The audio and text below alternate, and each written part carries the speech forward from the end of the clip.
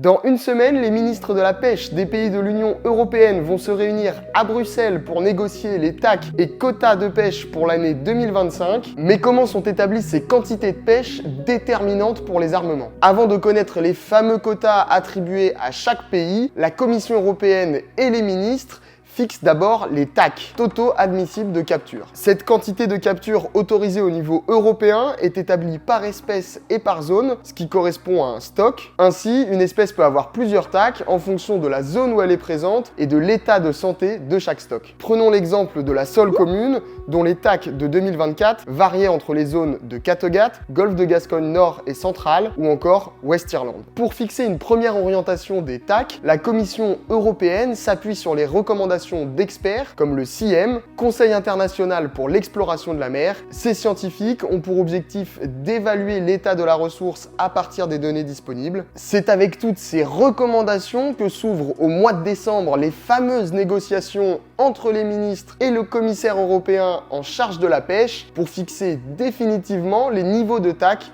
de l'année suivante. Ces dernières années, la Commission européenne, ultime décisionnaire, a majoritairement donné raison à l'avis scientifique, ce qui donne parfois lieu à des fluctuations importantes des TAC. Par exemple, en 2024, le TAC de merlan dans le golfe de Gascogne avait baissé de 41% par rapport à l'année précédente. A contrario, le stock de plis avait augmenté de 19% dans le passage de Kattegat. Autre paramètre important, pour les stocks partagés avec des États côtiers qui ne font pas partie des États membres, c'est la Commission européenne qui négocie directement avec ces derniers.